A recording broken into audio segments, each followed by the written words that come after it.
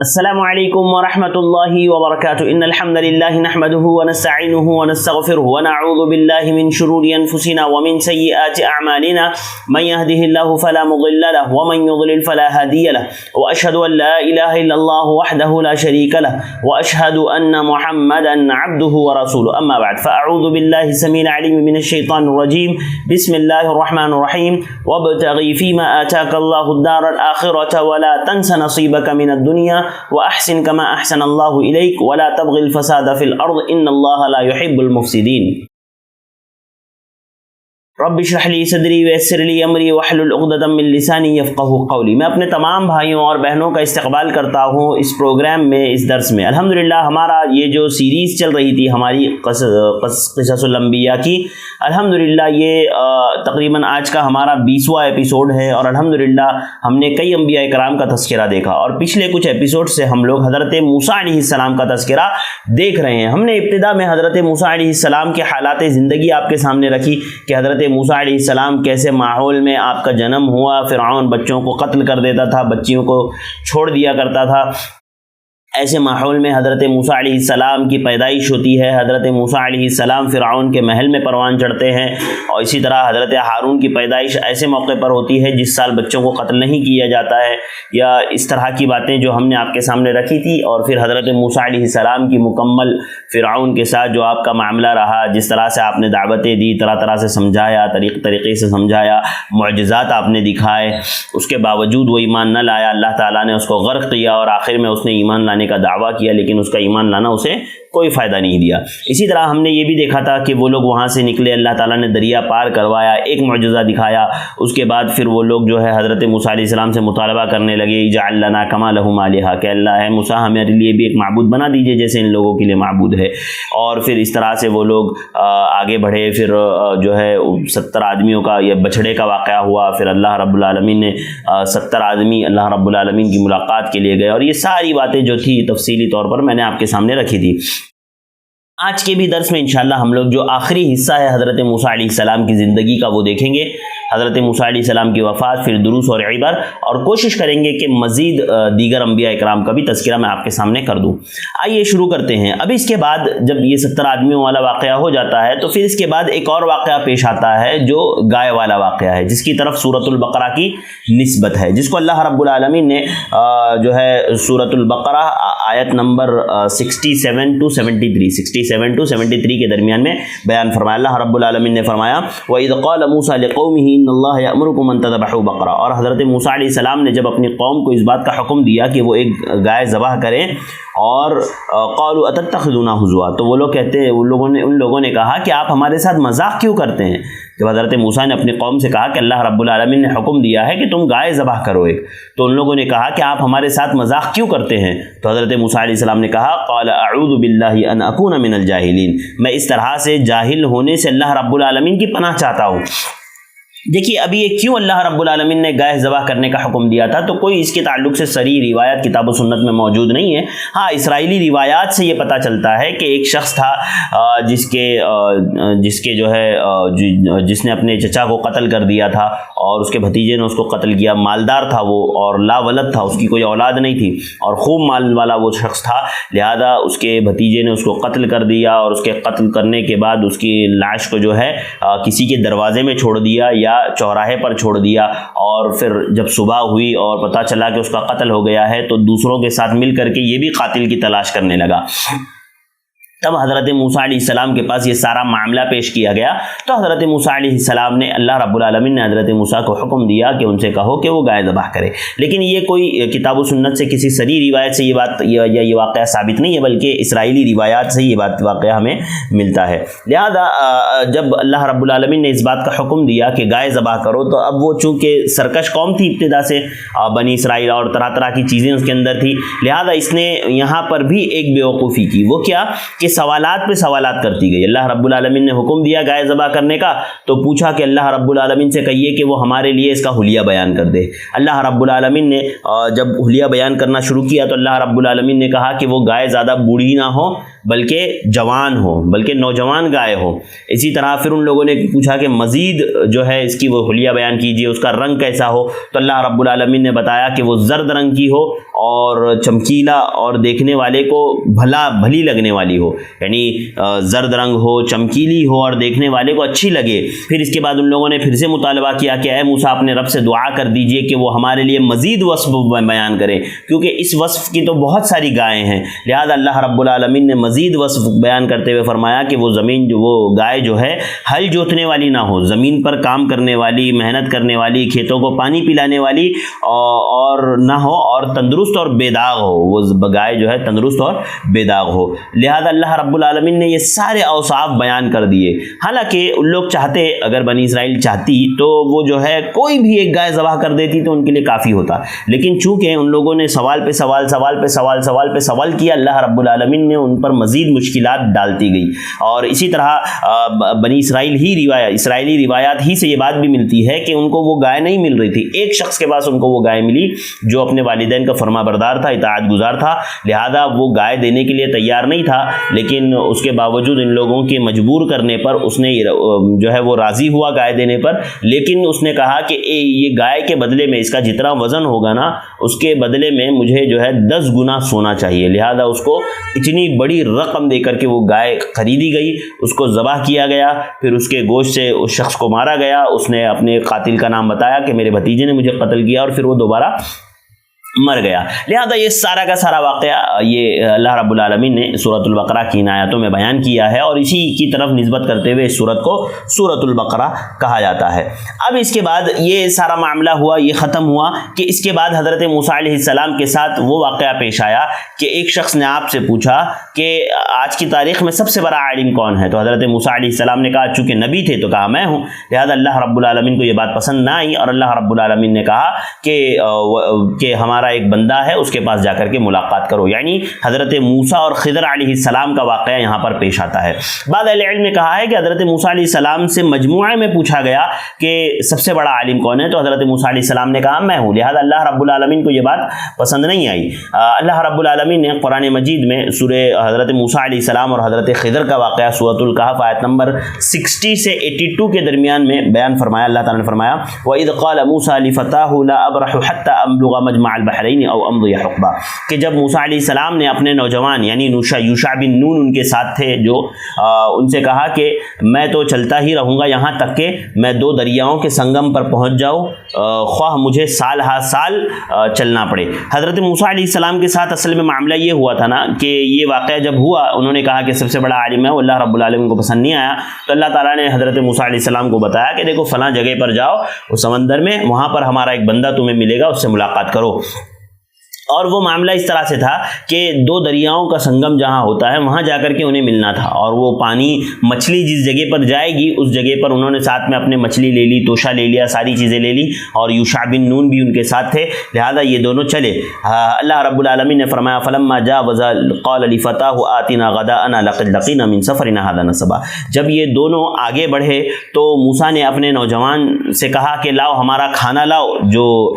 ہمارے کھانے کے لیے تھا، سفر میں ہم نے کھانے کے لیے باندھا تھا، وہ کھانا لاؤ. تو حضرت یوشع بن نون نے کہا کہ میں تو بھول گیا، وہ مچھلی جو ہم نے ساتھ لی تھی وہ ایک جگہ پانی میں اپنے لیے سرنگ بنا کر کے چلی گئی. یعنی پانی میں جہاں ہم ٹیکا لگا کر کے آرام کر رہے تھے، انہوں نے فرمایا قال أرأيت إذ أوينا إلى الصخرة فإني نسيت الحوت وما أنسانيه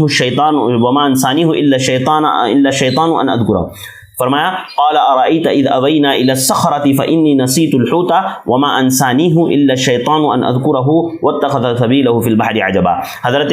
یوشع نے کہا کہ دیکھو ہم جہاں پر آرام کر رہے تھے نا ٹیک لگا کر کے، تو یہ مچھلی وہاں پر پانی میں گری اور وہاں پر سرنگ بناتی ہوئی چلی گئی، اور میں نے آپ کو بتانا چاہا لیکن میں بھول گیا اور شیطان نے مجھے بھلا دیا. لہذا حضرت موسیٰ علیہ السلام، اللہ رب العالمین نے کہا کہ قال ذلك ما كنا نبغي فارتد على آثارهما قصصا. لہذا حضرت موسیٰ نے کہا کہ یہی وہ چیز ہے جس کی ہمیں تلاش تھی. لہذا وہ اپنے نقش قدم کی پیروی کرتے ہوئے ریورس آئے، پیچھے آئے، ریٹرن آئے. यानी हज़रत मूसा अलैहिस्सलाम और यूशा बिन नून जा रहे थे, अल्लाह रब्बुल आलमीन ने कहा था कि ऐसी जगह पर जाना जहाँ पर दो दरियाओं का मिलाप होता है और वहाँ पर जो है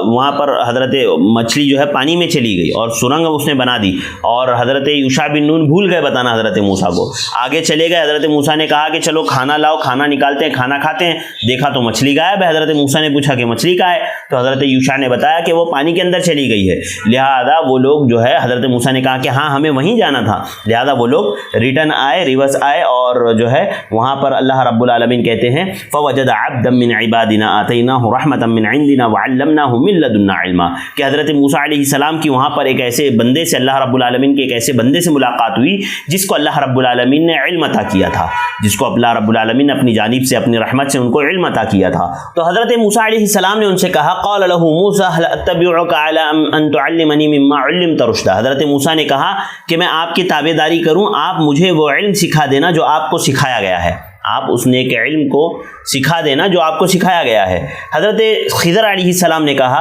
क़ाल इन्नका लन तस्ततिअ मइय सबरा, कि तुम मेरे साथ सब्र नहीं कर पाओगे। व कैफ़ तस्बिरु अला मा लम तुहित बिही खुबरा, और तुम ऐसी चीज़ पर कैसे सब्र कर सकते हो जिसका तुम्हें इल्म ना हो, उस चीज़ पर तुम कैसे सब्र कर सकते हो जिसका तुमको इल्म ना हो। लिहाजा हज़रत मूसा अलैहिस्सलाम ने कहा क़ाल सतजिदुनी इंशाअल्लाहु साबिरन वला असी लका अमरा, कि तुम मुझे सब्र करने वाला पाओगे इंशाअल्लाह, मैं तुम्हारी जो है, मैं आपकी जो है नाफरमानी नहीं करूँगा। हज़रत मूसा अलैहिस्सलाम ने उनसे वादा कर लिया। देखिए यहाँ से मामला शुरू होता है, हज़रत मूसा अलैहिस्सलाम और खिज़र का मुकालमा होता है। हज़रत मूसा अलैहिस्सलाम कहते हैं कि आपको जो इल्म सिखाया गया है वो आप मुझे सिखा दीजिए। हज़रत खिज़र कहते हैं कि नहीं, आप मेरे साथ सब्र नहीं कर पाएंगे। तो हज़रत मूसा कहते हैं कि नहीं, मैं आपके साथ इंशाअल्लाह सब्र कर लूँगा और आपकी नाफरमानी नहीं करूँगा। हज़रत खिज़र अलैहिस्सलाम इरादा कर लेते हैं उनको सिखाने का, लेकिन एक शर्त पर। शर्त क्या लगाते हैं? कहते हैं क़ाल फ़इन इत्तबअतनी फ़ला तसअलनी अन शैइन उहदिथ लका मिन्हु ज़िक्रा, कि जब हम लोग सफ़र कर रहे होंगे तो मैं कोई भी अमल करूँ तुम मुझसे पूछोगे नहीं कि ये क्यों किया, ये क्यों किया, ये बात मुझसे नहीं पूछना तुम, और उस पर जो है कोई बात मुझसे नहीं करना जब तक कि मैं खुद आपको उसका तज़किरा ना कर दूँ, मैं खुद आपको उसके ताल्लुक़ से ना बता दूँ, तब तक कि आप मुझसे कुछ नहीं पूछेंगे। ये हज़रत खिज़र शर्त लगाते हैं और ये दोनों सफ़र पर निकल जाते हैं, और ये दोनों निकल जाते हैं। हज़रत मूसा अलैहिस्सलाम हज़रत खिज़र से इल्म सीखना चाहते हैं। अल्लाह रब्बुल आलमीन ने आयत नंबर 71 में फरमाया फंतलक़ा हत्ता इज़ा रकिबा फ़िस्सफ़ीनति ख़रक़हा क़ाल ख़रक़तहा लितुग़रिक़ा अहलहा लक़द जि'ता शैअन इम्रा। हज़रत खिज़र अलैहिस्सलाम और मूसा अलैहिस्सलाम ये दोनों चले और रास्ते में इन्होंने क्या किया, एक कश्ती में सवार हुए और हज़रत खिज़र उस कश्ती के तख्ते तोड़ने लगे,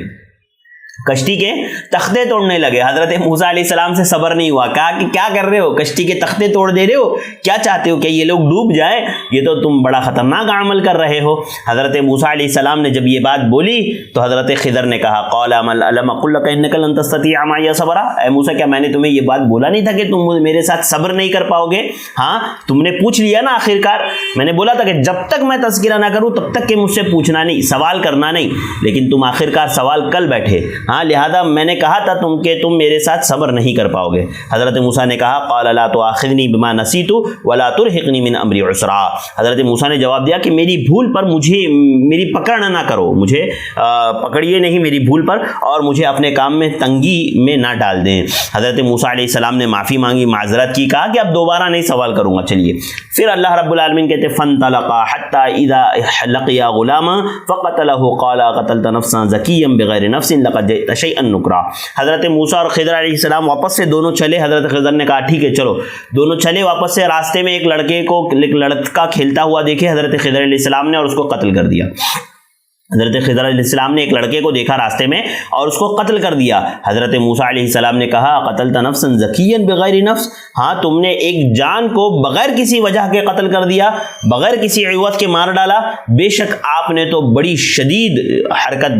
बड़ी नापसंदीदा हरकत आपने की है। हज़रत मूसा अलैहिस्सलाम ने फिर से एतराज़ कर दिया। हज़रत खिज़र ने कहा क़ाल अलम अक़ुल लका इन्नका लन तस्ततिअ मइय सबरा, ऐ मूसा क्या मैंने तुमसे नहीं कहा था कि तुम सब्र नहीं कर पाओगे? लिहाजा दोबारा तुम्हारा तुम्हारा सब्र का बांध टूट गया, तुम सब्र नहीं कर पाए। लिहाजा हज़रत मूसा अलैहिस्सलाम ने फिर से माफ़ी मांगी। कहा हज़रत मूसा अलैहिस्सलाम ने कहा क़ाल इन सअलतुका अन शैइन बअदहा फला तुसाहिबनी क़द बलगत मिन लदुन्नी उज़रा, कि ऐ खिदर अभी मुझे माफ़ कर दो इस बार भी, अब इसके बाद सवाल नहीं करूँ, अगर सवाल कर लिया तो मुझे अपने साथ आप नहीं रखना। हज़रत मूसा अलैहिस्सलाम ने ये वादा कर दिया हज़रत खिदर से और वो दोनों फिर से चलने लगे। दो वाक़े हज़रत खिदर ने किए और दोनों जगह पर हज़रत मूसा ने पूछ लिया। एक जगह कश्ती का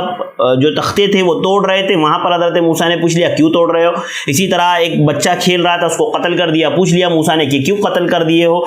और तीसरी मरतबा हज़रत मूसा अलैहिस्सलाम और खिदर अल्लाह रब्बुल आलमीन कहते हैं फ़न्तलक़ा, वो दोनों चले हत्ता इज़ा अतया अहल क़रयतिन इस्ततअमा अहलहा फ़अबौ अन युज़य्यिफ़ूहुमा फ़वजदा फ़ीहा जिदारन युरीदु अन यंक़ज़ फ़अक़ामा क़ाल लौ शि'त लत्तख़ज़्त अलैहि अजरा। हज़रत मूसा और खिदर अलैहिस्सलाम दोनों चले और एक ऐसी कौम के पास पहुँचे जहाँ पर उन्होंने कौम के लोगों से मुतालबा किया कि वो उनकी मेहमान नवाजी करे। फ़अबौ, तो उन लोगों ने इनकार कर दिया मेहमान नवाजी करने से, उन लोगों ने खाना पीना खिलाने से इनकार कर दिया। और वहाँ पर एक दीवार थी उन लोगों की जो गिरने वाली थी, हज़रत खिदर अलैहिस्सलाम ने उसको दुरुस्त कर दिया। तो हज़रत मूसा ने कहा कि ये कौम जिसने हमारी मेहमान नवाजी से इनकार कर दिया, तुमने उनकी दीवार दुरुस्त कर दी बगैर उजरत लिए, कि तुम चाहते तो इस पर उजरत ले सकते थे। लिहाजा हज़रत मूसा अलैहिस्सलाम ने तीसरी बार भी एतराज़ कर दिया और तीसरी बार भी सवाल कर दिया, इस पर भी वो सब्र न कर पाए। हज़रत खिदर अलैहिस्सलाम ने कहा क़ाल हाज़ा फ़िराक़ु बैनी व बैनक,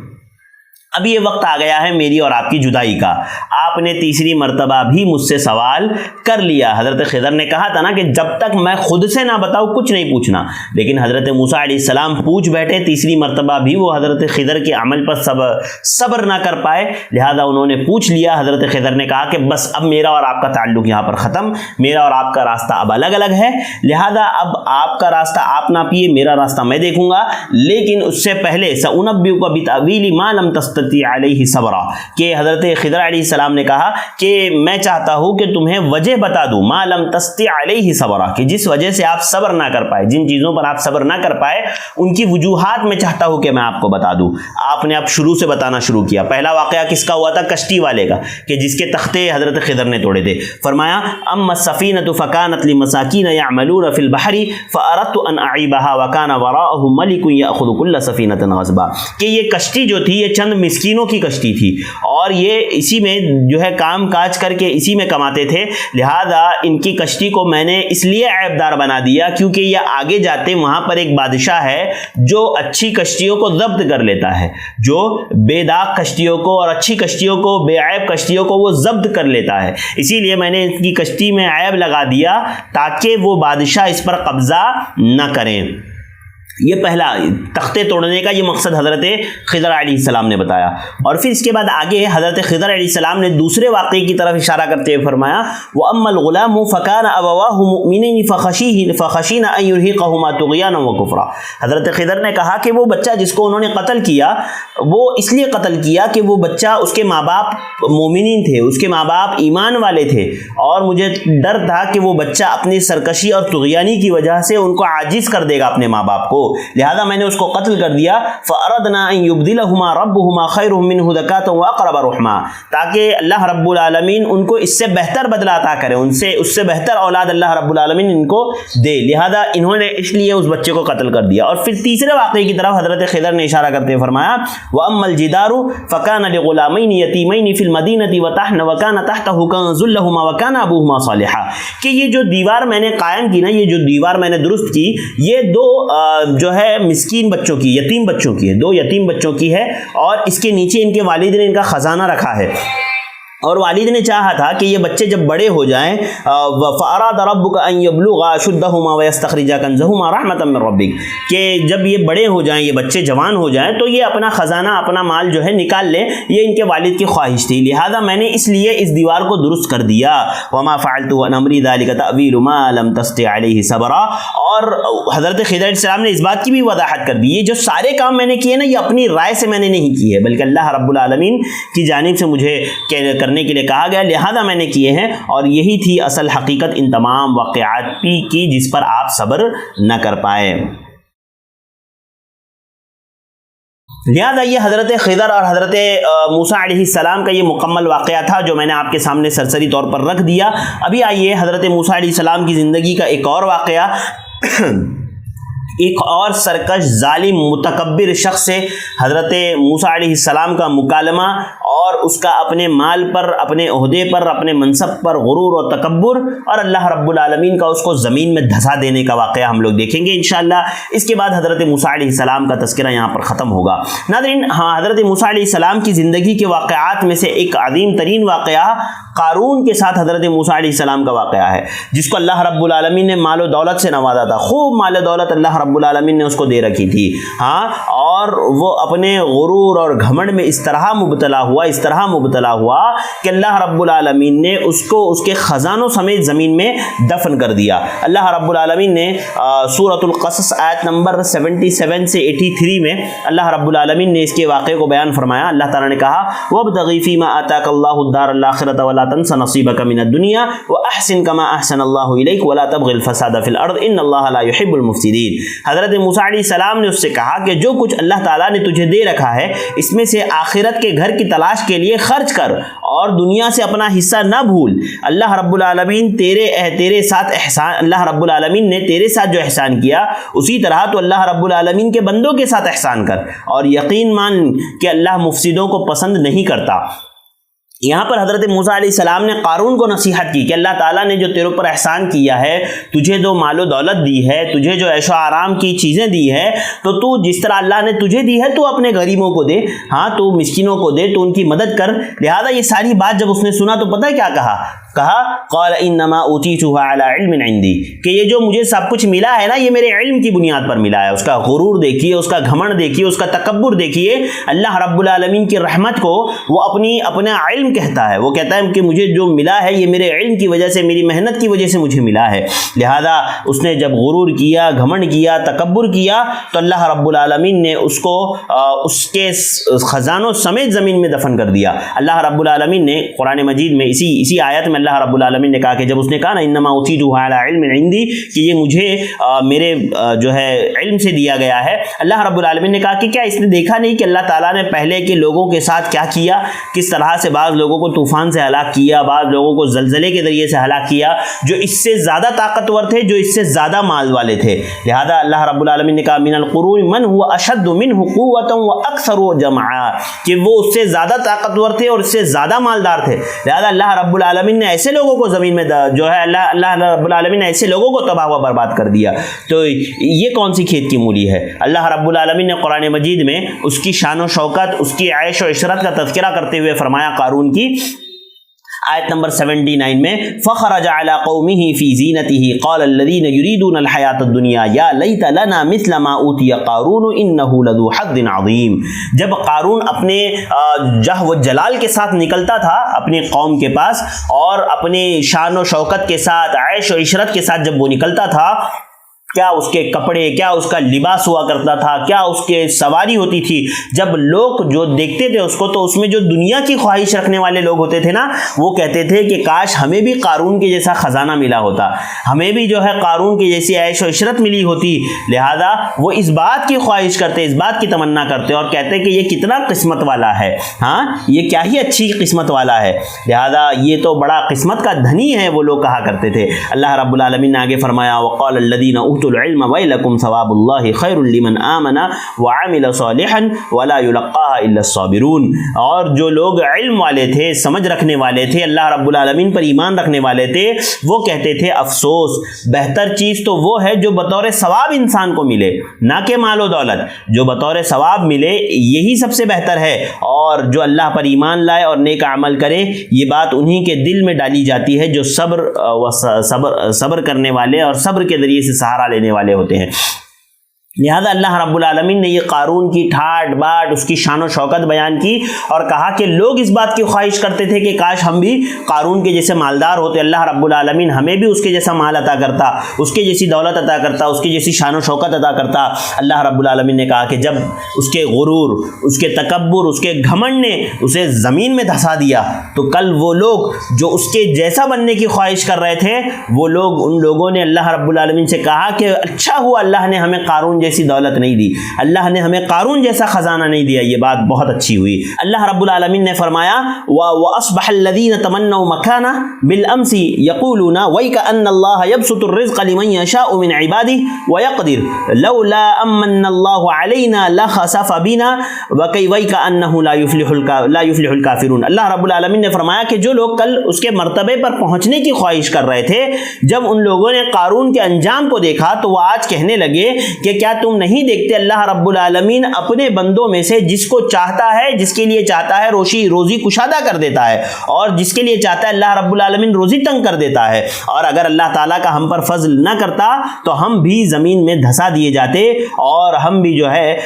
زمین میں دھسا دیے جاتے اللہ رب العالمین کی جانب سے. اور ناشکروں کو کبھی کامیابی نہیں ہوتی, ناشکروں کو کبھی کامیابی نہیں ملتی. لہذا اللہ رب العالمین نے جب قارون کو اس کے خزانوں سمیت, اس کے محلات سمیت اللہ رب العالمین نے زمین میں دھسا دیا, تو یہ لوگ کہنے لگے کہ اچھا وہ اللہ تعالیٰ نے ہمیں جو ہے قارون جیسا مال و دولت نہیں عطا کی. ہاں, اگر اللہ تعالیٰ ہمیں عطا کرتا تو اللہ ہمیں بھی زمین میں دھسا دیتا. لہذا یاد رکھیے میرے بھائیوں اور بہنوں, اگر اللہ رب العالمین نے میرے اور آپ کے ساتھ مال و دولت نہیں دی ہے تو یقیناً اللہ تعالیٰ نے میرے اور آپ کے ساتھ خیر کا ارادہ کیا ہے. اور اللہ رب العالمین جو بھی فیصلہ کرتا ہے وہ برحق ہوتا ہے, وہ صحیح ہوتا ہے, اس میں ذرہ برابر بھی کمی نہیں ہوتی. لہذا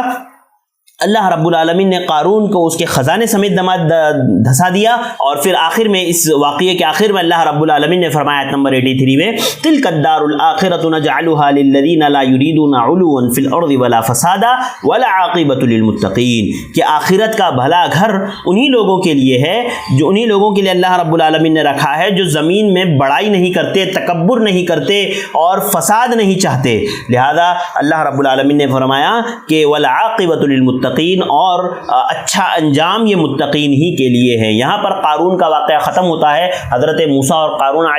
قارون کا جو واقعہ تھا, جس طرح سے وہ اپنے مال پر, اپنے غرور, اپنی جاہ و منصب پر, اپنی دولت پر جس طرح سے غرور و گھمنڈ کرتا تھا, اللہ رب العالمین نے اس کو اس کی دولت سمیت, اس کے محلات سمیت زمین میں دھسا دیا, جو لوگوں کے لیے نشانہ عبرت بن گیا. لہذا یہاں پر حضرت موسیٰ اور قارون کا واقعہ ختم ہوتا ہے. الحمدللہ حضرت موسیٰ علیہ السلام کے جو واقعات اور جو زندگی کے حالات میں آپ کے سامنے رکھنا چاہتا تھا تقریباً مکمل ہو گئے, ختم ہو گئے.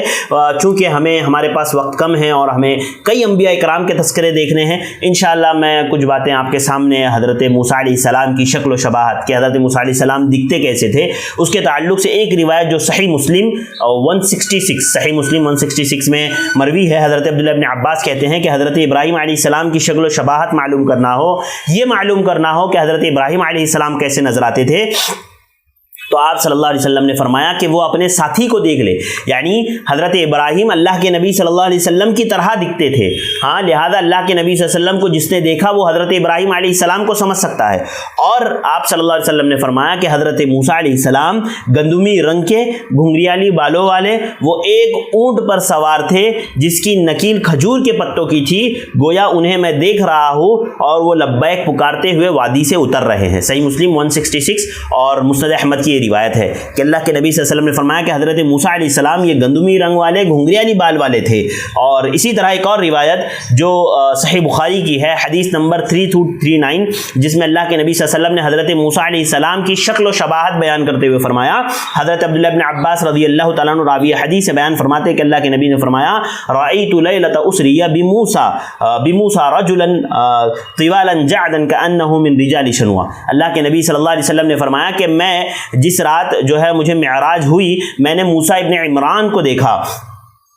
آپ کی کیا آپ کیسے دکھتے تھے حضرت موسیٰ علیہ السلام, تو کہا لمبے قد کے آپ نظر آتے تھے. اسی طرح آپ کے گھنگریالی بال تھے جیسے قبیلہ شنوا کا کوئی شخص ہو, جیسے قبیلہ شنوا کا کوئی شخص ہو. یعنی حضرت موسیٰ علیہ السلام لمبے قد کے تھے, گھنگریالی بالوں والے تھے, گندمی آپ کا رنگ تھا, جسم کیسا آپ کا مضبوط اور تندرست تھا, جیسے کہ قرآن مجید کی اس آیت سے پتہ چلتا ہے جس میں وہ ان دو لڑکیوں نے کہا تھا قال یا احداہما یا ابت استاجرہ ان خیر من استاجرت القوی الامین, अमीन, कि जो किसी जैसे भी तुम किसी को भी काम पे रखने वाले हो ना, लेकिन काम में रखने वाला सबसे अच्छा कौन है? जो ताकतवर हो और अमानतदार हो। लिहाजा हज़रत मूसा अलैहिस्सलाम ताकतवर थे, तंदुरुस्त थे, हट्टे कट्टे थे। लिहाजा ये हज़रत मूसा अलैहिस्सलाम की शक्ल शबाहत जो उस खातून ने बयान की थी उसके मुताबिक हज़रत मूसा अलैहिस्सलाम तंदुरुस्त थे। लिहाजा अजीज़ भाइयों, चंद बातें थी जो हज़रत मूसा अलैहिस्सलाम के तंदुरुस्ती के ताल्लुक से मैंने आपके सामने रखी। हज़रत मूसा अलैहिस्सलाम की वफ़ात का जो वाक़या है ना, वो भी बड़ा इंटरेस्टिंग है। आपको पता है, बहुत शानदार वाक़या है। हज़रत मूसा अलैहिस्सलाम ने फरिश्ते को चाटा मार दिया। आप देखें, अल्लाह के नबी सल्लल्लाहु अलैहि वसल्लम ने सही बुखारी हदीस नंबर 3407, सही बुखारी हदीस नंबर 3407, अल्लाह के नबी हज़रत अबू हुरैरा रज़ियल्लाहु तआला अन्हु रावी हदीस है, बयान फरमाते हैं, क़ाला उर्सिला मलकुल मौती इला मूसा अलैहिमुस्सलाम फलम्मा जाअहु शक्कहु फरजा इला रब्बिही। हज़रत अबू हुरैरा रज़ियल्लाहु तआला अन्हु कहते हैं कि जब मूसा अलैहिस्सलाम के पास मलकुल मौत भेजे गए, मौत के फरिश्ते जब हज़रत मूसा अलैहिस्सलाम के पास आए, तो जब मलकुल मौत हज़रत मूसा के पास पहुंचे और हज़रत मूसा की रूह कब्ज़ करना चाहा, तो हज़रत मूसा ने एक ज़ोर से लाफा उनको लगाया। हाँ, एक ज़ोर से थप्पड़ उन लोगों को जड़ दिया, उन लोगों को एक जोर से थप्पड़ लगा दिया मलकुल मौत को। तो फरिश्ते अल्लाह रब्बुल आलमीन के पास वापस गए। हजरत मूसा की रूह कब्ज करने आए थे, वो फरिश्ते रिटर्न चले गए अल्लाह रब्बुल आलमीन के पास और कहा कि अल्लाह रब्बुल आलमीन, तूने एक ऐसे बंदे की रूह कब्ज करने के लिए हमें भेजा है जो उसके लिए तैयार नहीं है। अहले इल्म कहते हैं कि वो इंसानी शक्ल में आए थे ना फरिश्ते, चूंकि तो हज़रत मूसा अलैहिस्सलाम ने जोर से थप्पड़ मार दिया फरिश्तों को। तो फरिश्ते अल्लाह रब्बुल आलमीन के पास गए और कहा कि अल्लाह रब्बुल आलमीन, तूने ऐसे बंदे के पास हमें जो है उसकी रूह कब्ज करने के लिए भेजा है जो मरने के लिए, जो तेरे पास आने के लिए राजी नहीं, तैयारी नहीं। अल्लाह रब्बुल आलमीन ने फरिश्तों से कहा कि तुम दोबारा मूसा के पास जाओ और उससे कहो कि वो एक बैल पर अपना हाथ रखे और उसके हाथ के नीचे जितने बाल आएंगे, हर बाल के बदले में 1 साल की उम्र उनको दी जाएगी। ये बात हजरत मूसा से कहो, जाओ। तो फरिश्ते आए हजरत मूसा अलैहिस्सलाम के पास और कहा कि अल्लाह रब्बुल आलमीन ने फैसला किया है कि आप बैल पर हाथ रखें, जितने आपके हाथ के नीचे बाल आएंगे, हर बाल के बदले में आपको 1 साल की उम्र दी जाएगी। हजरत मूसा अलैहिस्सलाम ने पूछा, ऐ मेरे रब, उसके बाद क्या होगा? अल्लाह रब्बुल आलमीन से पूछा, उसके बाद क्या होगा? अल्लाह रब्बुल आलमीन ने कहा, मौत आनी है। मौत तो आनी ही आनी है, चाहे आप सालों साल क्यों ना जी ले, कितने ही साल आप क्यों ना जी ले, आपको मरना ही है। लिहाजा जब अल्लाह रब्बुल आलमीन ने कहा कि उसके बाद फिर मौत होगी, तो हज़रत मूसा अलैहिस्सलाम ने कहा कि इतना ताख़ीर से जाने से बेहतर है कि अभी चले जाएं। लिहाजा हज़रत मूसा अलैहिस्सलाम ने कहा कि अभी जो है अल्लाह रब्बुल आलमीन के पास जाना बेहतर है। लिहाजा जो है हज़रत मूसा अलैहिस्सलाम ने अल्लाह रब्बुल आलमीन से ख्वाहिश का इजहार किया कि अल्लाह रब्बुल आलमीन, तू मुझे बैतुल मुक़द्दस के करीब कर दे। चूँकि उन लोगों को लिए बैतुल मुक़द्दस को उन पर हराम कर दिया गया था ना, बैतुल मुक़द्दस के अंदर दाखिले को, क्योंकि उन्होंने गया नहीं था, उन लोगों ने जंग नहीं लड़ी थी। वहाँ पर जो लोग आबाद थे, जो जालिम और सरकश कौम आबाद थी, वहाँ पर जाकर के उन लोगों ने उनसे लड़ना और उनको वहाँ से निकालने की कोशिश नहीं की। लिहाजा अल्लाह रब्बुल आलमीन ने वहाँ पर जाना उनके लिए मना कर दिया था। लिहाजा हज़रत मूसा अलैहिस्सलाम ने कहा कि अल्लाह रब्बुल आलमीन, तू मुझे बैतुल मुक़द्दस से इतना करीब कर दे कि जहाँ मेरी कब्र है वहाँ से अगर कोई पत्थर फेंके तो वो बैतुल मुक़द्दस पहुँच जाए। लिहाजा अल्लाह रब्बुल आलमीन ने आपकी दुआ को कबूल कर लिया। हज़रत अबू हुरैरा कहते हैं कि नबी करीम सल्लल्लाहु अलैहि वसल्लम ने फरमाया कि अगर मैं वहाँ मौजूद होता तो तुम्हें हज़रत मूसा की कब्र दिखाता, जो रास्ते के किनारे पर रेत के टीले पर है। ये सही बुखारी हदीस नंबर 3407 हदीस नंबर है। और इसी तरह जो है एक और रिवायत, इसी तरह सही बुखारी में यही रिवायत जो है मज़ीद काफ़ी तफसील से है। और एक और जगह अल्लाह के नबी सल्लल्लाहु अलैहि वसल्लम ने सही मुस्लिम 2375 में अल्लाह के नबी सल्लल्लाहु अलैहि वसल्लम ने फरमाया, हज़रत अनस रज़ियल्लाहु तआला अन्हु रावी हदीस से कहते हैं कि नबी करीम सल्लल्लाहु अलैहि वसल्लम ने फरमाया, जब मैं मिअराज की रात को मक्का से बैतुल मुक़द्दस तक ले जाया गया तो मैंने हज़रत मूसा अलैहिस्सलाम के पास, कब्र के पास से गुजरा। मैं हज़रत मूसा अलैहिस्सलाम की कब्र के पास से, यानी अल्लाह के नबी सल्लल्लाहु अलैहि वसल्लम जब मिअराज के लिए ले जाए जा रहे थे, जब आप मक्का से बैतुल मुक़द्दस तक का सफ़र कर रहे थे, मक्का से फ़लस्तीन का जब आप सफ़र कर रहे थे, लिहाजा हज़रत मूसा अलैहिस्सलाम अल्लाह के नबी सल्लल्लाहु अलैहि वसल्लम हज़रत मूसा की कब्र के पास से गुजरे और आपने कहा कि मैंने देखा वो कब्र में खड़े नमाज़ पढ़ रहे हैं। लिहाजा ये हज़रत मूसा अलैहिस्सलाम की वफ़ात का वाक़या था। हज़रत मूसा अलैहिस्सलाम इस तरह से वफ़ात दिए गए और हज़रत मूसा अलैहिस्सलाम का यहाँ पर वाक़या ख़त्म होता है। अज़ीज़ भाइयों और बहनों, मेरी माँओं बहनों दोस्तों, मैं उम्मीद करता हूँ कि आपको हमारी बातें समझ में आई होगी, आपने पूरा پورا واقعہ بغور سنا ہوگا انشاءاللہ، اور آپ جو ہے اس سے ابھی حاصل ہونے والے دروس اور عبر پہ بھی میں اور آپ انشاءاللہ نظر ڈال لیں گے، غور و فکر کر لیں گے، اور اس کے بعد پھر آگے ہم لوگ دیگر انبیاء کرام کا تذکرہ کریں گے۔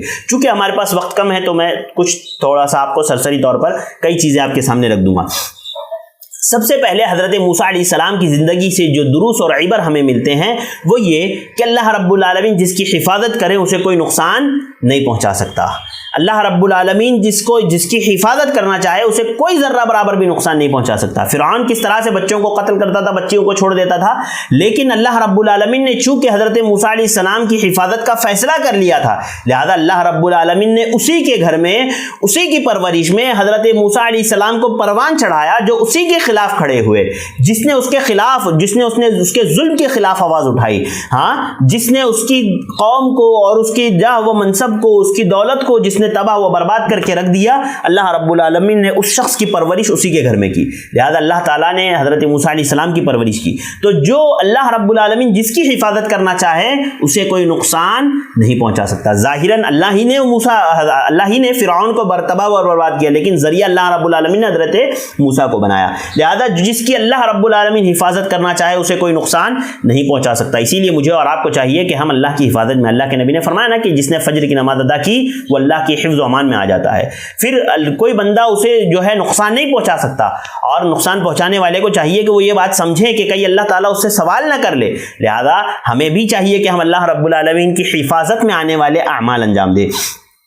اسی طرح لوگ کتنی ہی پلاننگ کیوں نہ کر لے، لیکن اللہ رب العالمین ہی کا فیصلہ غالب آ جاتا ہے۔ فرعون نے کتنی تدابیر اختیار کی،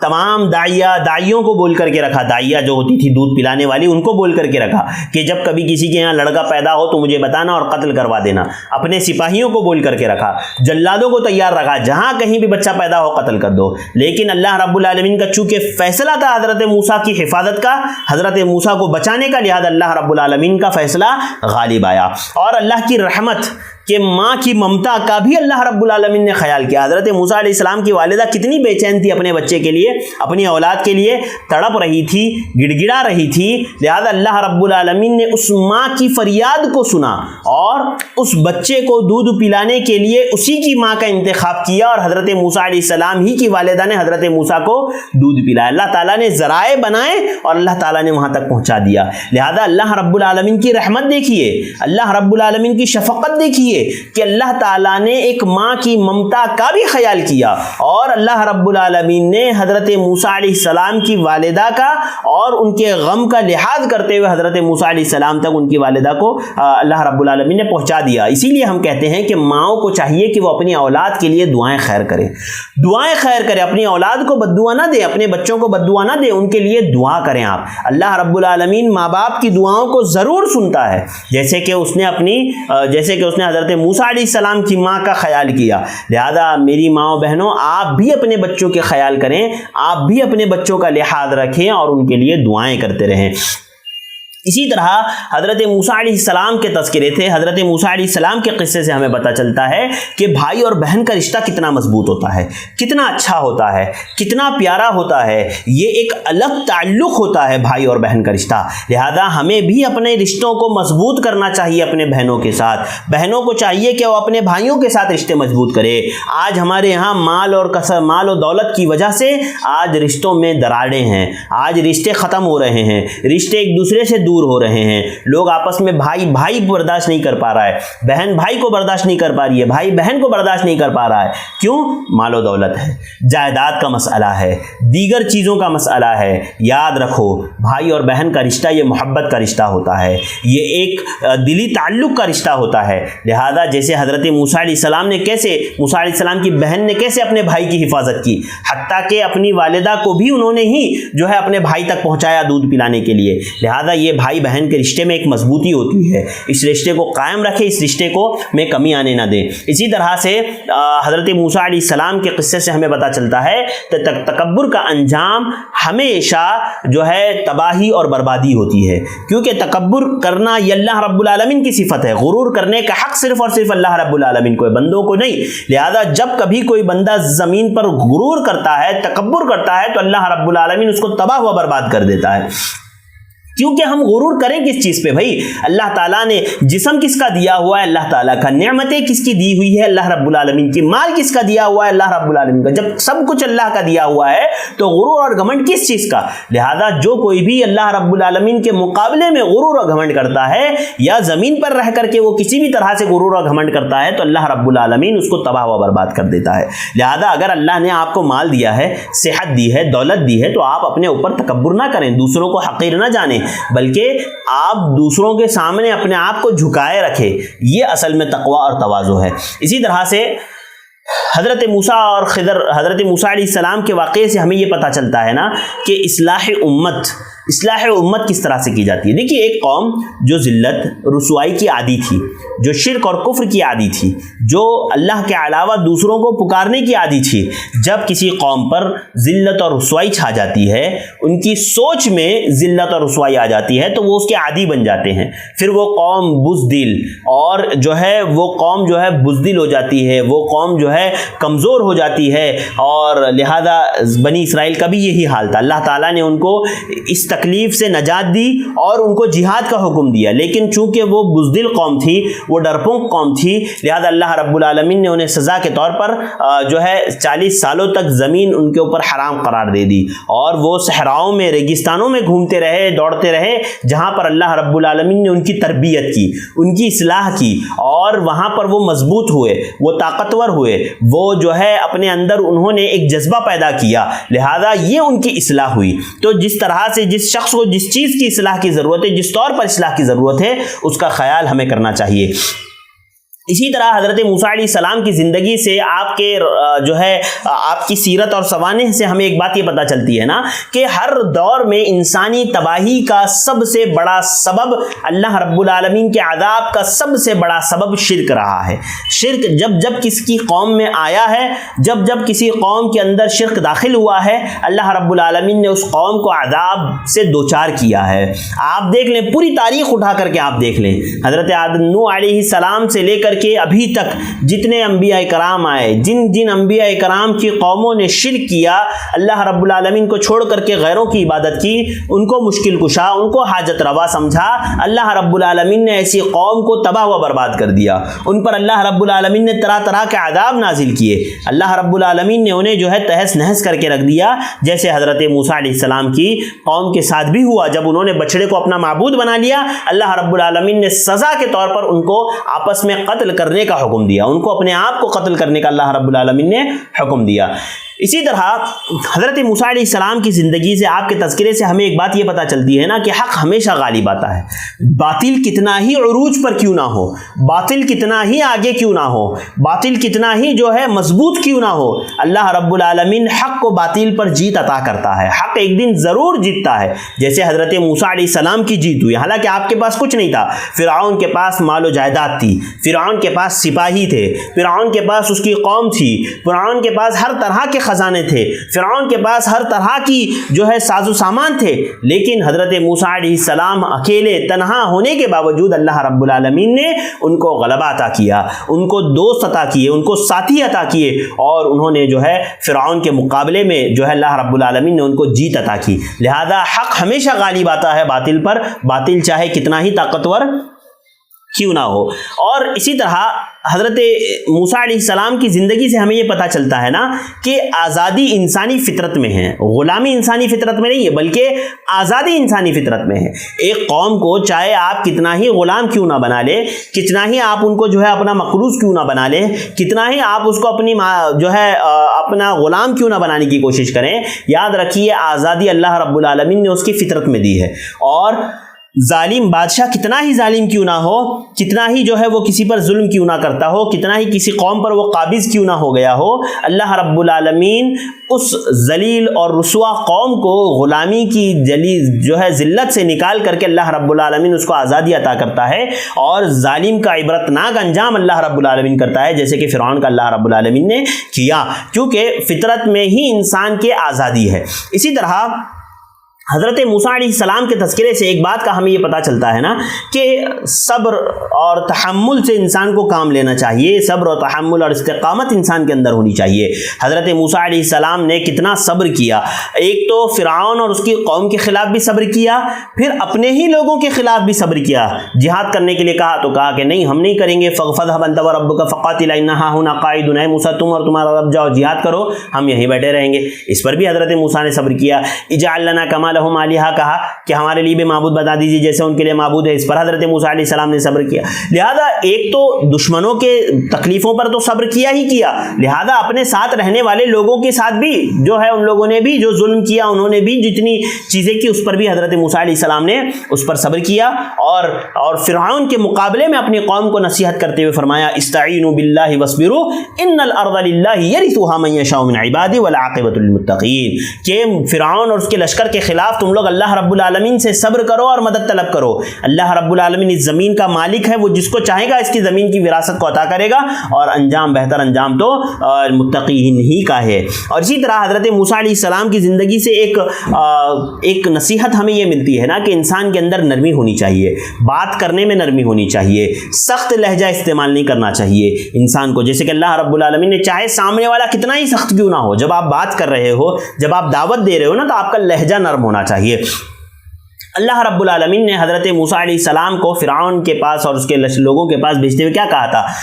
کہ اذهبا الى فرعون انه طغى فقولا له قولا لینا لعله يتذکر یخشی، کہ فرعون کے پاس جاؤ، وہ سرکشی کیا ہے اس نے، اور اس سے نرم لہجے میں بات کرو۔ حالانکہ فرعون کس طرح سے غرور اور گھمنڈ میں مبتلا تھا، انا ربکم الاعلی کا دعویٰ کرتا تھا کہ میں تمہارا رب ہوں، اتنا ظالم جابر ہونے کے باوجود اللہ رب العالمین نے کہا فقولا له قولا لینا لعله، کہ اس سے جب بات کرو تو نرم لہجے میں بات کرنا، لہذا اس بات کا اللہ رب العالمین نے حکم دیا۔ اسی طرح حضرت موسیٰ علیہ السلام کی زندگی سے ایک بات یہ بھی پتہ چلتی ہے نا کہ عورت کا اصلی حسن و جمال اس کی حیا میں ہے، اس کی شرم میں ہے۔ یہ وہ جو لڑکیاں دو حضرت موسیٰ علیہ السلام سے ملاقات کی تھی، جس میں ایک سے حضرت موسیٰ علیہ السلام کا نکاح ہوا تھا، جن لوگوں کے تعلق سے اللہ رب العالمین نے فرمایا فجاءته احداهما تمشي على استحياء، کہ ایک لڑکی اس میں سے آئی، ان دونوں میں سے ایک لڑکی آئی حیا کرتے ہوئے، شرم کرتے ہوئے، حیا و شرم کرتے ہوئے چلی آئی۔ لہذا یہ حیا اور شرم عورت کا حسن و جمال ہے،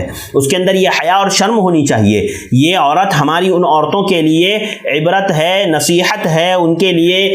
جو ہے آئیڈیل ہے، نمونہ ہے، جو ہے چھوٹے کپڑے پہن کر کے بازاروں میں گھومنے کو پسند کرتی ہے، جو وہ عورتیں جو بے پردہ ہو کر کے بازاروں میں گھومتی ہے، سڑکوں پر، راستوں پر، ریسیپشنوں پر بیٹھی رہتی ہیں، لہذا ایسی عورتوں کے لیے اس میں عبرت اور نصیحت ہے۔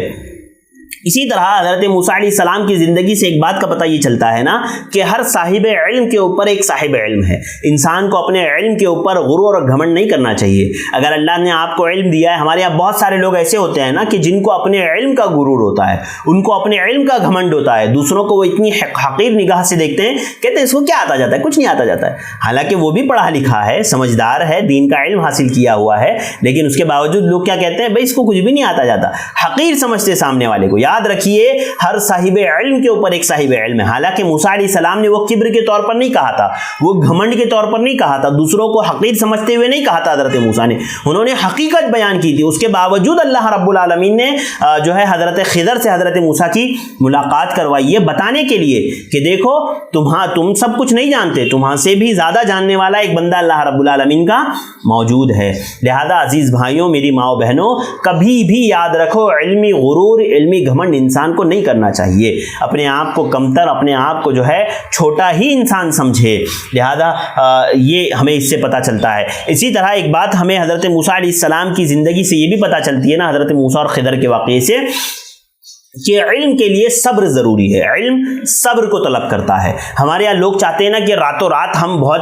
سیکھ لے، بہت پڑھ لے۔ آپ دیکھیں ہمارے یہاں ابھی معاملہ یہ ہو گیا نا کہ جب سے یوٹیوب وغیرہ چالو ہوئے ہیں، ہر کوئی مائک پکڑتا ہے اور آ کر کے بیٹھ جاتا ہے، اپنے آپ کو یہ سمجھتا ہے کہ بس میں ہی بیان کرنے کے لائق ہو گیا ہوں۔ اس نے پڑھا 2-3 کتابیں، ارکان اسلام پڑھ لیا، ارکان ایمان پڑھ لیا، اور آ کر کے وہ درس کی مسند درس پر بیٹھ جاتا ہے، تدریس کا کام شروع کر دیتا ہے۔ اور تدریس تو چھوڑیے، چلیے ٹھیک ہے، جو چیزیں چھوٹی چھوٹی ہے وہ بتا رہا آدمی بات سمجھ میں آتی ہے، اس سے بڑھ کر کے وہ فتوے کے منصب پر فائز ہو جاتا ہے اور فتوے دینے لگتا ہے۔ یاد رکھیے علم ایسے نہیں آتا ہے، علم صبر کو طلب کرتا ہے، علم کے لیے صبر چاہیے۔ جتنا انسان صبر کرے گا، پڑھے گا پڑھے گا پڑھے گا پڑھے گا، اللہ رب العالمین اسے علم عطا کرے گا۔ اگر علم کو ہم اپنا سب کچھ دے دینا تو علم ہمیں اپنا تھوڑا سا حصہ دیتا ہے۔ لہذا عزیز بھائیوں، میری ماؤں بہنوں، آپ پڑھو، دینی علم میں دلچسپی لو، دینی علم زیادہ سے زیادہ سیکھو۔ اسی طرح حضرت موسیٰ علیہ السلام کی زندگی سے ہمیں پتہ چلتا ہے کہ اللہ تعالیٰ نے بنی اسرائیل پر کتنے انعامات کیے۔ اللہ رب العالمین نے بنی اسرائیل کو پچھلی تمام امتوں پر فضیلت دی تھی۔ اللہ رب العالمین نے حضرت موسیٰ علیہ السلام کو اور بنی اسرائیل کو فرعونیوں کے تسلط سے اللہ رب العالمین نے نجات عطا کی۔ فرعون اور اس کی قوم کو اللہ رب العالمین نے غرق کیا، ان کو نشانہ عبرت بنا دیا، اور اللہ رب العالمین نے ان لوگوں کو آزادی عطا کی۔ اسی طرح اللہ رب العالمین نے حضرت موسیٰ اور بنی اسرائیل کے سامنے ان کے دشمن فرعون کو اللہ رب العالمین نے غرق کیا۔ اسی طرح اللہ رب العالمین نے جب ان کو پانی کی قلت محسوس ہوئی، اللہ تعالیٰ نے پتھر پر جو ہے لاٹھی مارنے کا حکم دیا، جس سے اللہ تعالیٰ نے 12 چشمے جاری کر دیے، اور جن چشموں سے انہوں نے پانی پیا۔ جب ان کے اوپر جو ہے دھوپ آئی تو اللہ رب العالمین نے سورج کی گرمی اور اس کی تپش سے جب وہ لوگ پریشان ہوئے تو اللہ رب العالمین نے ان پر بادلوں کا سایہ کر دیا، اور ان کی خوراک کا بندوبست اللہ رب العالمین نے من و سلوا سے کیا۔ کھانے پینے پکانے کی ان کو کوئی ضرورت نہیں تھی، اللہ رب العالمین نے ان کے لیے آسمان سے کھانا اتارا۔ اتنی ساری نعمتیں، اس کے علاوہ بھی انگنت نعمتیں اللہ رب العالمین نے ان لوگوں کو عطا کی۔ اس کے باوجود ان لوگوں نے اللہ رب العالمین کی نافرمانی کی، سرکشی کی، اللہ رب العالمین کی نافرمانی کی۔ اللہ رب العالمین نے جو ہے اس قوم کو تباہ و برباد کر دیا۔ یاد رکھیے، اللہ رب العالمین کی ہمیشہ مجھے اور آپ کو شکر گزاری کرنی چاہیے۔ اللہ رب العالمین نے کہا نا سورہ ابراہیم آیت نمبر 7 میں، لئن شکرتم لازیدنکم ولئن کفرتم ان عذابی لشدید، کہ اگر تم اللہ رب العالمین کا شکر ادا کرو گے اللہ تعالیٰ مزید دیں گے، اور اگر اللہ کی ناشکری کرو گے تو اللہ رب العالمین کا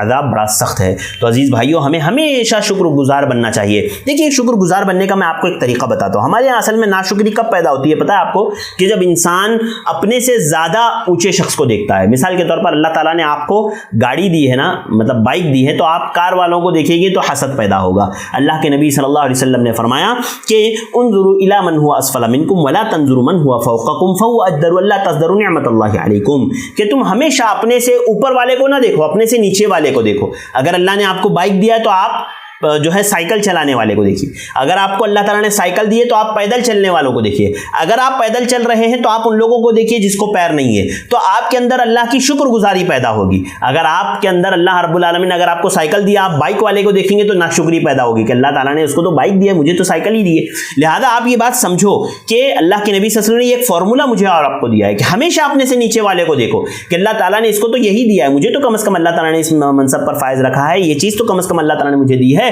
لہذا اس سے شکر گزاری پیدا ہوگی اور انسان ناشکری سے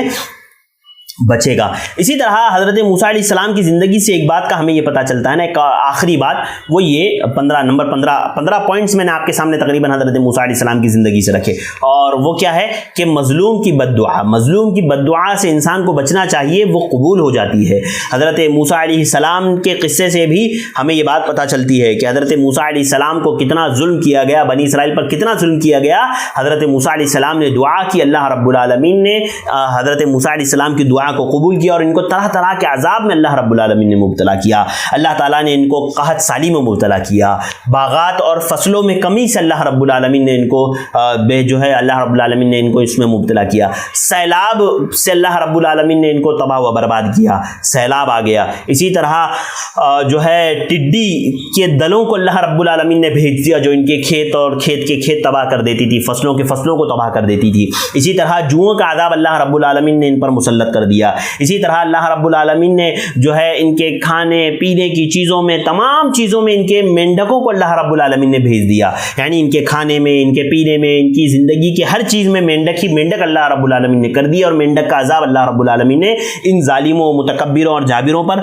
نازل کیا۔ اسی طرح اللہ رب العالمین نے ان پر خون کا عذاب بھیجا کہ ان کے ہر چیز، ہر پانی جو ان کے پاس تھا وہ سب خون میں تبدیل ہو گیا۔ لہذا یہ طرح طرح کے عذابات اللہ رب العالمین نے ان طرح طرح کے عذابات میں ان کو مبتلا کیا، کیونکہ انہوں نے ظلم کیا تھا، یہ لوگ ظالم تھے، مظلوم کی دعا کو اللہ رب العالمین نے قبول کر لیا تھا۔ تو عزیز بھائیوں اور بہنوں، یہ چند باتیں تھی جو حضرت موسیٰ علیہ السلام کی زندگی سے جو دروس اور عبر مجھے نظر آئے، میں نے آپ کے سامنے رکھ دیا۔ الحمدللہ یہاں پر حضرت موسیٰ علیہ السلام کا قصہ، آپ کا تذکرہ ختم ہوتا ہے۔ آئیے اگلے نبی کے تذکرے کی طرف ہم بڑھتے ہیں، چونکہ ہمارے پاس وقت بہت کم ہے۔ مجھے اور آپ کو کئی انبیاء کرام کے تذکرے دیکھنے ہیں۔ میں نے یہ سوچا تھا نا کہ ابھی جو انبیاء کرام کے تذکرے بچے ہوئے ہیں، میں جلد سے جلد ان کو مکمل کر کے اللہ کے نبی صلی اللہ علیہ وسلم محمد رسول اللہ صلی اللہ علیہ وسلم کے تذکرے پر تھوڑا سا زیادہ وقت لوں، اور 2-3 ایپیسوڈ، تقریباً 3.5 ایپیسوڈ یا 4 ایپیسوڈ ممکن ہوا تو ہم اس پر بات کریں گے، اور باقی کے انبیاء کرام کا تذکرہ میں کوشش کروں گا جتنا ممکن ہو سکا مجھ سے کہ 2-3 ایپیسوڈ میں جو دیگر انبیاء ہیں ان کا تذکرہ ہم ختم کر دیں، اور 2 ایپیسوڈ میں اور باقی کے 3 ایپیسوڈ میں انشاءاللہ ہم لوگ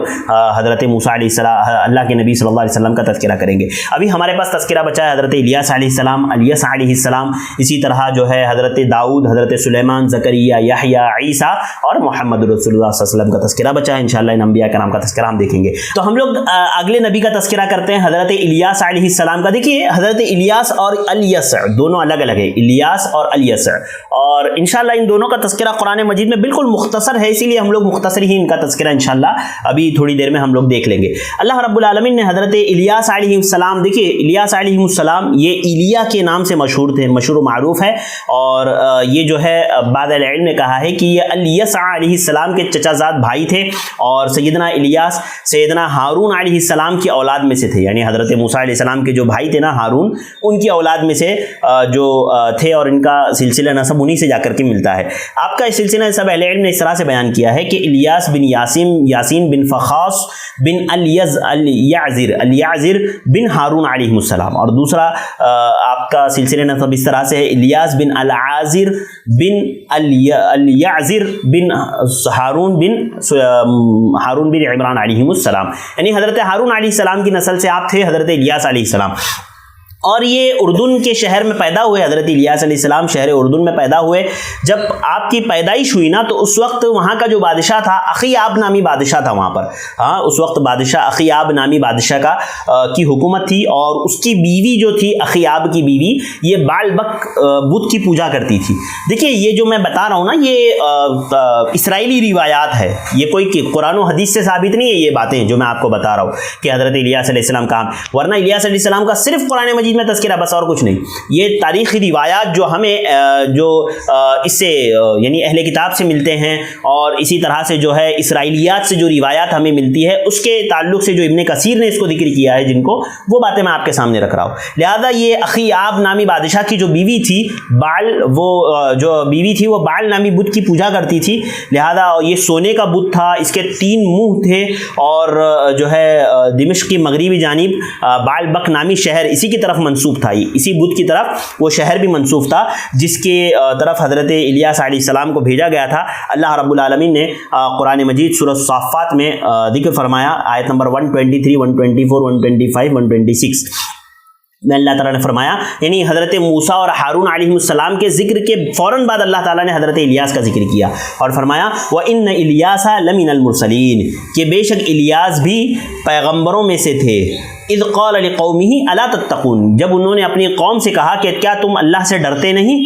اتدرون بعلا وتذرون احسن الخالقین، اور تم جو ہے اتدعون بالا، اور تم جو ہے بال نامی بت کو پکارتے ہو، وتذرون احسن الخالقین، اور بہترین خالق کو تم لوگ چھوڑ دیتے ہو اور بال نامی بت کو تم پکارتے ہو۔ اللہ ربکم ورب آبائکم الاولین، اللہ رب العالمین یہ تمہارا بھی رب ہے اور تمہارے پچھلے باپ داداؤں کا بھی اللہ رب العالمین ہی رب ہے۔ اور اللہ تعالیٰ نے فرمایا فکذبوہ فانہم لمحضورون، لہذا ان کے قوم نے جھٹلایا پس وہ ضرور عذاب میں مبتلا کیے جائیں گے، عذاب حاضر رکھے جائیں گے۔ الا عباد اللہ المخلصین، سوائے اللہ تعالیٰ کے مخلص بندوں کے، یعنی وہ بندے جو حضرت الیاس علیہ السلام پر ایمان لائے۔ اور فرمایا وترکنا علیہ فی الاخرین، اور ہم نے الیاس کا ذکر خیر پچھلوں میں باقی رکھا، سلام علی الیاسین، اور الیاس پر سلام ہو۔ آگے فرمایا انا کذالک نجزی المحسنین، آیت نمبر 131 اور 132 میں فرمایا کہ ہم نیکی کرنے والوں کو اسی طرح بدلہ دیتے ہیں۔ انہ من عبادنا المؤمنین، اور حضرت الیاس علیہ السلام جو ہے اللہ رب العالمین کے ایماندار بندوں میں سے تھے۔ یہ حضرت الیاس کا تذکرہ ہے جو پورے قرآن مجید میں اتنا ہی ان کا تذکرہ ہے حضرت الیاس کا۔ لہذا حضرت الیاس کے تعلق سے اہل علم کہتے ہیں اور اہل تاریخ نقل کرتے ہیں کہ انہوں نے اپنی قوم کو دعوت دی، بہت دعوت دی، لیکن ان کی قوم نے ان کی بات نہیں مانی، ان کو جھٹلایا، بلکہ شہید کرنے کا ارادہ کیا حتیٰ کہ لہذا آپ ان لوگوں کو چھوڑ کر چلے گئے اور ایک غار میں روپوش ہو گئے، ایک غار میں چھپ گئے۔ حضرت امام ابن کثیر رحمہ اللہ نے اس بات کو لکھا ہے، امام ابن کثیر اور تمام دیگر مورخین نے جس نے بھی انبیاء کرام کے تذکرے پر کتاب لکھی ہے، چاہے وہ عربی زبان میں ہو چاہے وہ اردو میں ہو، ان لوگوں نے یہ بات ضرور لکھی ہے کہ حضرت الیاس علیہ السلام جو ہے ایک بادشاہ جو اخیاب نامی بادشاہ تھا، اس کی جو سلطنت تھی اس میں وہ جو ہے غار میں جا کر کے چھپ گئے، حتیٰ کہ 10 سال تک آپ غار میں رہے، اور پھر وہاں پر جب دوسرے بادشاہ کی حکومت آئی تب الیاس علیہ السلام باہر نکلے اور آپ نے جو ہے اسلام کی دعوت لوگوں کو دی، لوگوں نے دعوت قبول کی، اور آخر میں صرف 10,000 لوگ بچے تھے جنہوں نے اسلام قبول نہیں کیا، تو اس بادشاہ نے ان کو قتل کروا دیا تھا۔ لہذا یہ حضرت الیاس علیہ السلام کا تذکرہ تھا۔ حضرت الیاس علیہ السلام کی پھر اس کے بعد وفات ہوتی ہے، اس کا تذکرہ ہمیں کہیں نہیں ملا۔ ہاں البتہ بعض لوگوں نے اس بات کا ذکر کیا ہے کہ حضرت الیاس بھی ویسے ہی زندہ اٹھا لیے گئے جیسے حضرت عیسیٰ علیہ السلام اٹھا لیے گئے تھے، جبکہ یہ بے بنیاد اور باطل بات ہے، اس کی کوئی دلیل نہیں ہے، یہ بے بنیاد اور باطل ہے، صرف اور صرف حضرت عیسیٰ علیہ السلام ہے جو زندہ آسمان پر اٹھا لیے گئے ہیں۔ لہذا یہ حضرت الیاس علیہ السلام کا اتنا ہی تذکرہ ہمیں ملا جو میں نے آپ کے سامنے رکھ دیا، اور اسی طرح سے ان کا تذکرہ حضرت الیاس علیہ السلام کا یہاں پر ختم ہوتا ہے۔ اس کے بعد حضرت الیاس علیہ السلام کا تذکرہ شروع ہوتا ہے۔ ان کا تذکرہ بھی بالکل مختصر قرآن مجید میں ہے، البتہ 2 جگہوں پر ان کا نام آیا ہے۔ ان کا نام و نسب اللہ رب العالمین نے تذکرہ اس طرح سے اہل علم نے حضرت الیاس علیہ السلام کا تذکرہ اس طرح سے بیان کیا ہے۔ حافظ ابن عساکر نے آپ کا نسب نامہ بیان کیا اور فرمایا آپ کا نسب نامہ اس طرح سے ہے، حافظ ابن عساکر نے بیان کیا، کہا الیاس بن عدی بن شوتلم بن افرائیم بن یوسف بن یعقوب بن اسحاق بن ابراہیم خلیل اللہ علیہ السلام، یعنی آپ حضرت یوسف علیہ السلام کی نسل سے جا کر کے مل جاتے ہیں۔ حضرت الیاس علیہ السلام یہ جو ہے حضرت یوسف علیہ السلام کی نسل سے جا کر کے مل جاتے ہیں۔ اور بعض لوگوں نے کہا ہے کہ آپ الیاس علیہ السلام کے چچا زاد بھائی تھے، یعنی انہیں حضرت الیاس علیہ السلام کے چچا زاد بھائی قرار دیا بعد علم میں۔ آپ کا نام مبارک سورہ انعام اور میں دوسرے انبیاء کرام کے ساتھ اللہ تعالیٰ نے کرتے ہوئے فرمایا وَإِسْمَاعِيلَ وَالْيَسْعَ وَإِسْمَاعِيلَ وَالْيَسْعَ وَيُونُسَ وَلُوطَ وَكُلًّا فَضَّلْنَا عَلَى الْعَالَمِينَ کہ اللہ رب العالمین نے حضرت اسماعیل اور حضرت الیسع اور حضرت یونس، حضرت لوط، اور ہم نے ہر ایک کو تمام جہانوں والوں پر فضیلت دی۔ سورہ انعام آیت نمبر 86 میں اللہ تعالیٰ نے فرمایا۔ اسی طرح سورہ صاد میں ایک اور تذکرہ آپ کا ہے جو آیت نمبر 48، سورۃ الصاد آیت نمبر 48 میں اللہ تعالیٰ نے فرمایا وَاذْكُرْ اسماعیل وَالْيَسْعَ وَذَا الْكِفْلِ كُلٌّ مِّنَ الْأَخْيَارِ کہ اسماعیل، الیسع اور ذوالکفل کو بھی یاد کیجئے، ذوالکفل کا بھی ذکر کیجئے، یہ سب بھی بہترین لوگ تھے۔ امام ابن کثیر رحمہ اللہ نے اس بات کا ذکر کیا ہے کہ حضرت الیاس علیہ السلام یہ حضرت الیاس علیہ السلام کے بعد مبعوث کیے گئے، بعد بھیجے گئے، اور اپنی قوم کو انہوں نے اللہ کے دین کی طرف بلایا، لیکن انہوں نے بھی ان کا انکار کیا، اور آپ ساری زندگی جو ہے حضرت الیاس علیہ السلام کی شریعت پر عمل پیرا رہے، اور آپ کی وفات کے بعد قوم میں برائیاں پھیل گئی اور بد کردار لوگ اقتدار میں آئے، سرکش افراد جو ہے آگے بڑھے حضرت الیاس علیہ السلام کی وفات کے بعد، اور جنہوں نے انبیاء کرام کو شہید کیا۔ اور کہتے ہیں کہ حضرت الیاس علیہ السلام بھی حضرت الیاس علیہ السلام کے ساتھ کوہ قاسیون غار میں جو حضرت الیاس علیہ السلام چھپ گئے تھے نا، اسی غار میں الیاس علیہ السلام بھی چھپ گئے تھے۔ حضرت الیاس کے ساتھ وہ بھی 10 سال وہاں رہے، اور اس کے بعد پھر باہر نکلے حضرت الیاس علیہ السلام کے ساتھ ہی، پھر انہوں نے بھی اپنی قوم میں جا کر کے دعوت کا کام کیا، اور حضرت الیاس علیہ السلام کے بعد جو ہے حضرت الیاس علیہ السلام نے اس ذمہ داری کو ادا کیا اور ذمہ داری کو سنبھالا، اور آپ کی جگہ نبوت اور شرف جو ہے آپ نے پایا۔ لہذا یہ حضرت الیاس علیہ السلام کا تذکرہ اتنا ہی مجھے مل پایا۔ جو کچھ اسرائیلی روایات سے جو امام نے کثیر وغیرہ نے ذکر کیا ہے اس کو میں نے آپ کے سامنے رکھ دیا۔ اسی طرح قرآن مجید میں جو آپ کا تذکرہ تھا اس کو میں نے آپ کے سامنے رکھ دیا۔ یہاں پر حضرت الیاس اور الیاس علیہ السلام کا تذکرہ بھی مکمل ہوتا ہے۔ تو عزیز بھائیو، الحمدللہ ہم نے کئی انبیاء کرام کے تذکرے مکمل کر لیے۔ اب ہمارے پاس صرف اور صرف حضرت داؤد، حضرت سلیمان، زکریا، یحییٰ۔ حضرت داؤد کا تھوڑا سا تذکرہ ہوگا، حضرت سلیمان کا تھوڑا سا تذکرہ ہوگا، پھر زکریا اور یحییٰ کا بھی تذکرہ مختصر ہی ہوگا، پھر اس کے بعد حضرت عیسیٰ علیہ السلام کا تذکرہ تھوڑا سا زیادہ ہوگا اور حضرت محمد رسولullah صلی اللہ علیہ وسلم افضل الانبیاء کا انشاءاللہ ہم تذکرہ کریں گے، آپ کی حالات زندگی دیکھیں گے انشاءاللہ اللہ نے ممکن کیا تو جتنا ہم سے ہو سکا ہم ضرور انشاءاللہ اس پر بات کریں گے۔ ناظرین یہ چند باتیں تھی جو آج کے درس میں نے آپ کے سامنے رکھی، امید کرتا ہوں آپ نے بغور سنا ہوگا، انشاءاللہ میں اور آپ ان باتوں پر عمل بھی کریں گے۔ اللہ تعالیٰ مجھے اور آپ کو ان باتوں کو سننے، سمجھنے اور ان باتوں پر عمل کرنے کی توفیق عطا فرمائے۔ دروس اور عبرت ہمیں نصیحت حاصل کرنے کی توفیق عطا فرمائے، ان سے ہمیں عبرتیں اور نصیحتیں حاصل کرنے کی توفیق عطا فرمائے اور ان پر اللہ رب العالمین ہمیں عمل کرنے کی توفیق عطا فرمائے، آمین۔ میرے بھائیوں اور بہنوں، آپ مجھے دیجیے اجازت، انشاءاللہ پھر ہماری ملاقات ہوگی اگلے درس میں۔ السلام علیکم ورحمۃ اللہ وبرکاتہ۔